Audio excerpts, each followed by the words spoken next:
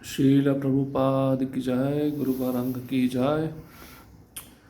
तो कल के सत्र में हमने श्रवण किया था किस प्रकार से चैतन्य महाप्रभु रूप गोस्वामी को 5 रसों के गुण के बारे में बता रहे हैं, जिसमें से सख्य रस में शांत रस के गुण भी विद्यमान रहते हैं और दास्य रस की सेवा भी विद्यमान रहती है।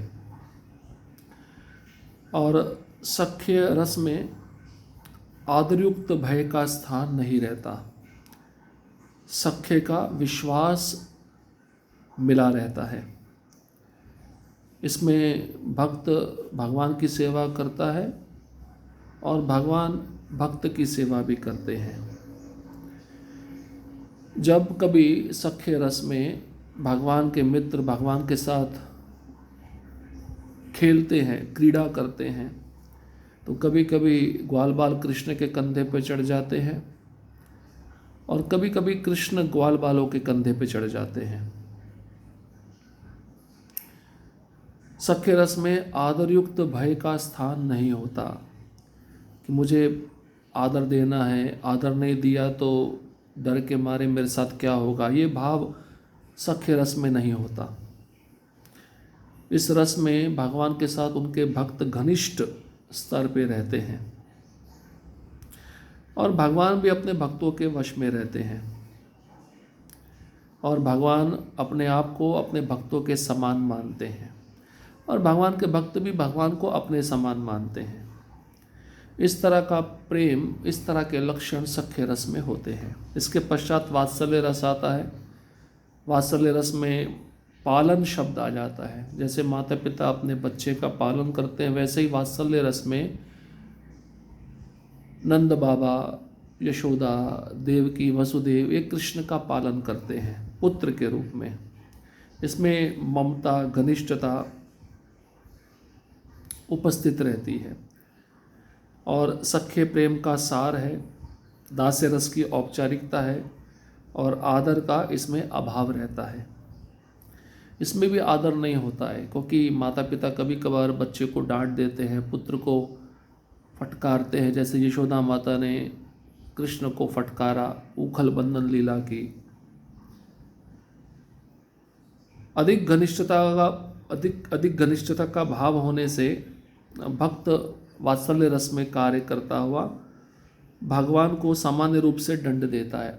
बहुत ज़्यादा घनिष्ठता होती है, बहुत ज़्यादा वात्सल्य रस होता है, इसमें भक्त भगवान को दंड देता है और भगवान पालन के पात्र बने रहते हैं, जैसे पुत्र होता है। इसके पश्चात माधुर्य रस आता है। माधुर्य रस में निष्ठा, भगवान की सेवा, सख्य का असंकोच भाव, पालन की भावना, ये सब घनिष्ठता की वृद्धि होती जाती है और माधुर्य रस में भक्त भगवान को पूरी तरह अपने को सेवा में समर्पित कर देता है। जैसे 5 रस हैं, 5 रसों के अपने अपने दिव्य गुण हैं, उसी प्रकार से 5 भौतिक तत्व है। एक तत्व दूसरे तत्व में मिश्रण होता जाता है और अंत में एक तत्व रह जाता है।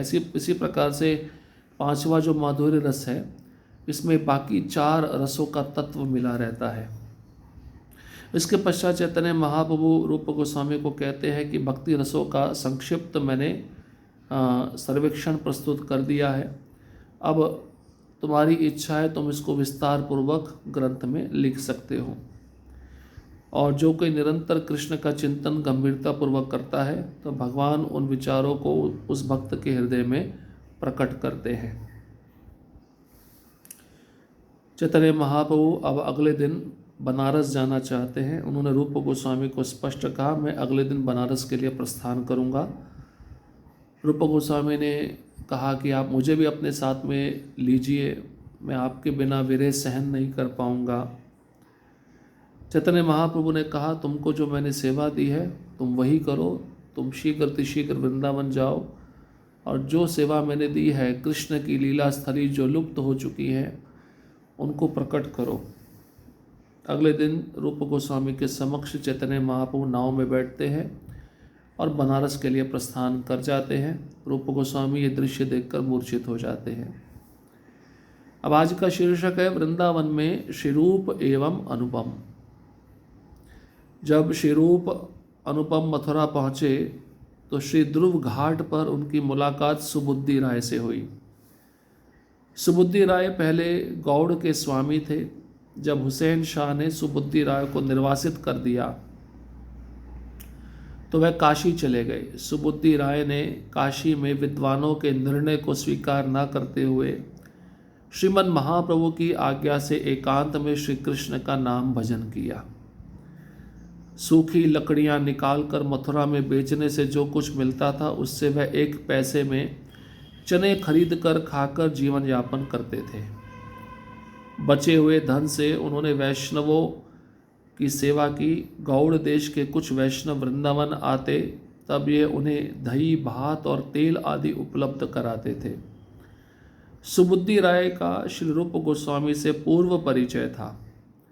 श्री रूप गोस्वामी ने सुबुद्धि राय के साथ श्री वृंदावन के 12 वनों की यात्रा की।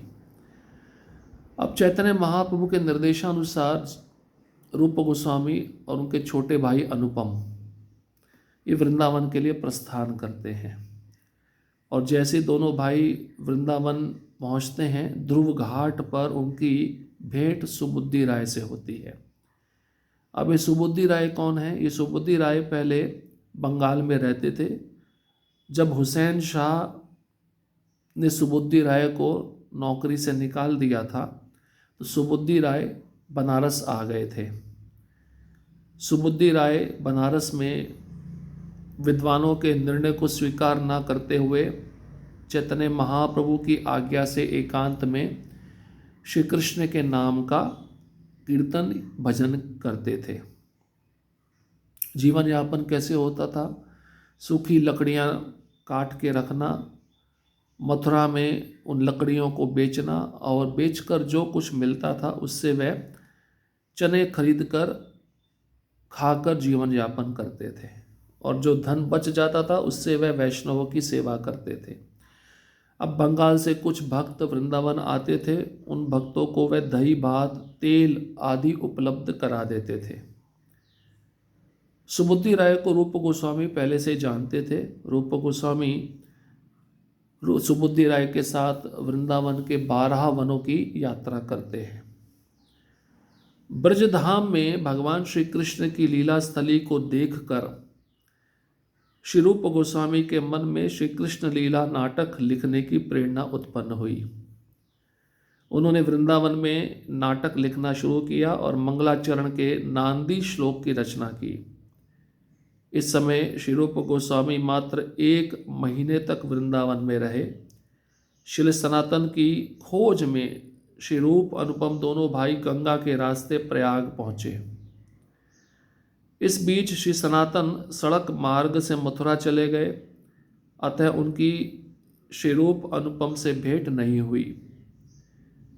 जब श्री रूप अनुपम काशी आए तो उनकी मुलाकात महाराष्ट्रियन ब्राह्मण श्री चंद्रशेखर और तपन मिश्र से हुई। तपन मिश्र से श्री सनातन शिक्षा की सारी घटनाओं का पता चला। अब सुबुद्धि राय के साथ रूप गोस्वामी 12 वनों की परिक्रमा किए। 1 महीने तक रूप गोस्वामी जब कृष्ण की लीला स्थली को देखे तो रूप गोस्वामी के मन में श्री कृष्ण लीला नाटक लिखने की इच्छा हुई, प्रेरणा हुई।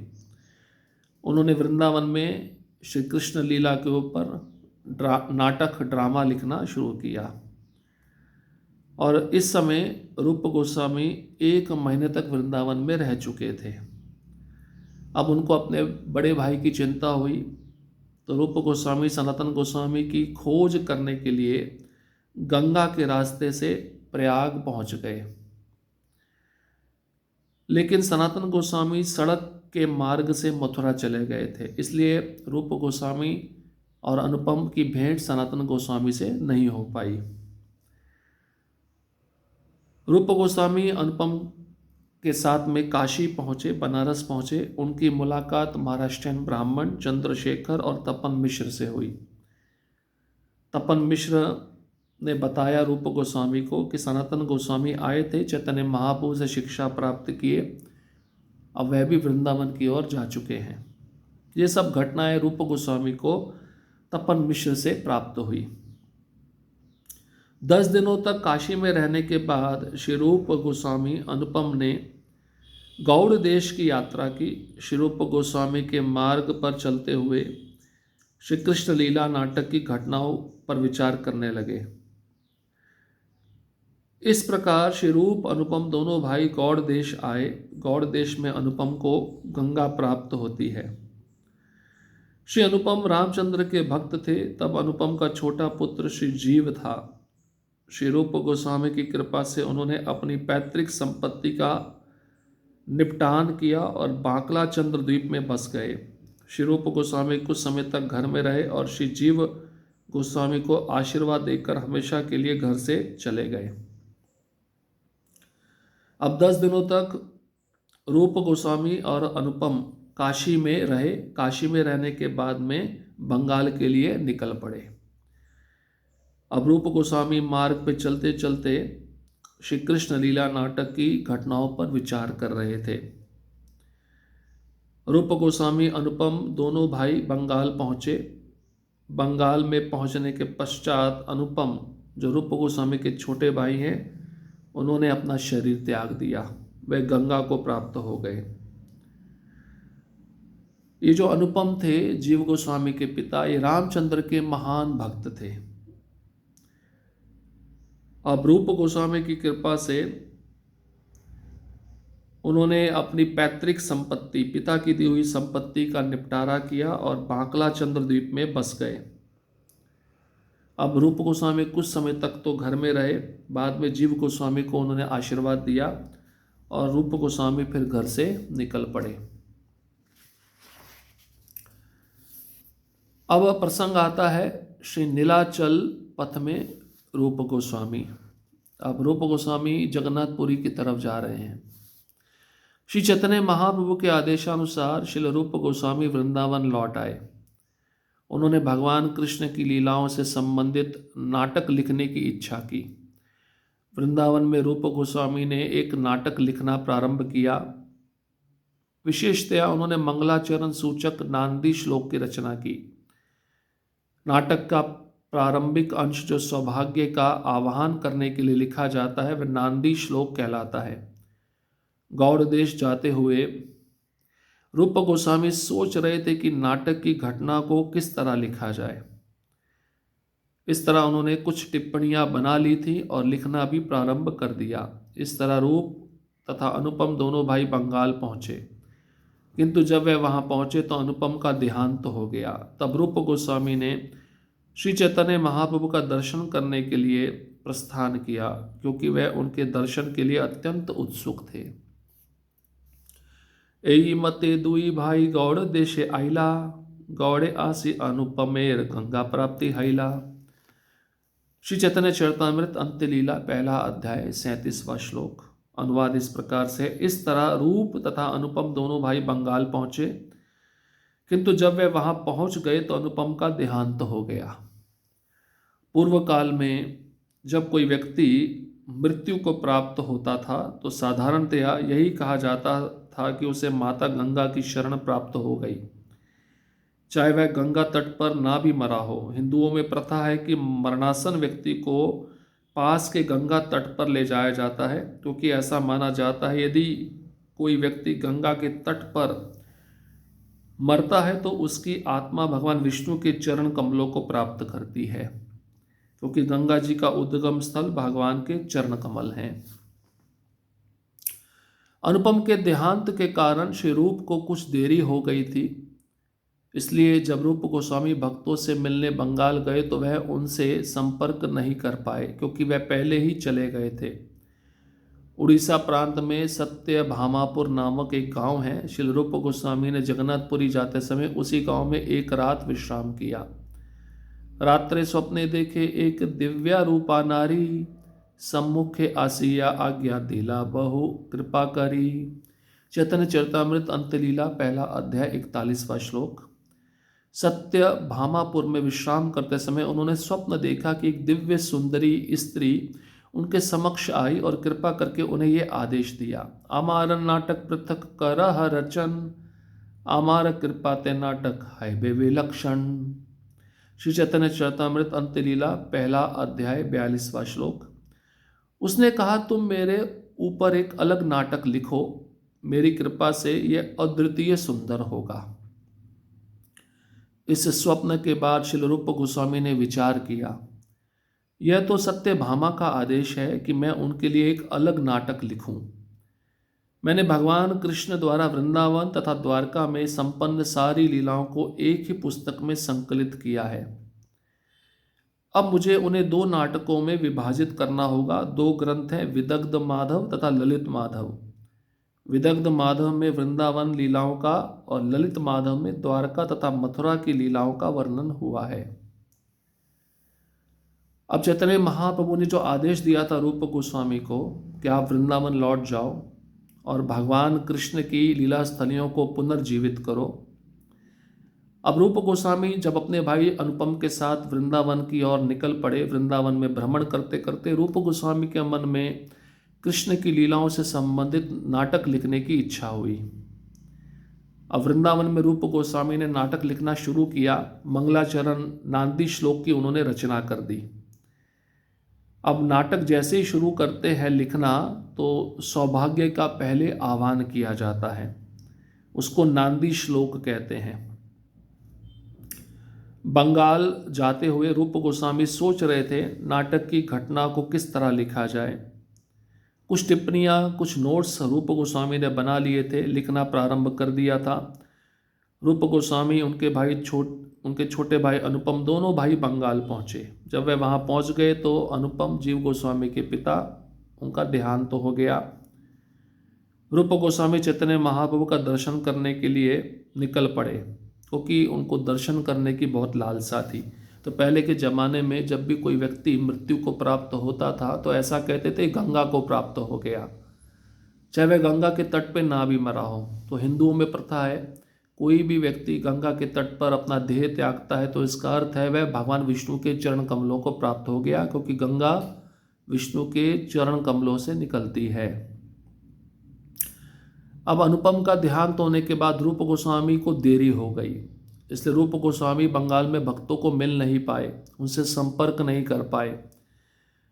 अब उड़ीसा जाते समय रूप गोस्वामी रास्ते में एक गांव पड़ा जिसका नाम था सत्यभामापुर। वहाँ पे एक रात उन्होंने बिताया। जैसे ही सोए थे सपने में एक सुंदर स्त्री आती है, ये स्वयं सत्यभामा होती है, भगवान कृष्ण की पटरानी, और रूप गोस्वामी को सपने में आदेश देती है, आपने जो ग्रंथ लिखा है उसमें सारी लीलाएं लिख दी, वृंदावन की लीला भी लिख दी, द्वारका और मथुरा की लीला भी लिख दी, लेकिन जो द्वारका की लीला है उसको अलग लिखो। ऐसा सत्यभामा ने आदेश दिया रूप गोस्वामी को। तो सपने के बाद रूप गोस्वामी ने विचार किया, मैंने तो एक ही ग्रंथ में सारी लीला लिख दी है, वृंदावन की भी, द्वारका की भी, मथुरा की भी। अब मुझे दो ग्रंथ बनाने पड़ेंगे, जिसमें एक मैं वृंदावन की लीला लिखूंगा और एक में मथुरा और द्वारका की लीला लिखूंगा। तो दो ग्रंथों की रचना की रूप गोस्वामी ने। वे दो ग्रंथ हैं, विदग्ध माधव और ललित माधव। विदग्ध माधव में वृंदावन की लीलाएं हैं, कृष्ण की गोपियों के साथ, कृष्ण की राधा रानी के साथ, और दूसरा ग्रंथ है ललित माधव, इसमें कृष्ण की लीलाएं हैं द्वारका और मथुरा में जो हुई थी। तो द्वारका में भगवान की जितनी भी पटरानियां हैं उनके साथ जो लीला है उसका संकलन रूप गोस्वामी ललित माधव में किए हैं। इस प्रकार से ये दोनों सुंदर ग्रंथ रूप गोस्वामी निर्माण करते हैं। हरे कृष्णा कृष्ण कृष्णा हरे हरे, हरे राम राम राम हरे हरे। श्रील प्रभुपाद की जय, गुरु गौरांग की जय।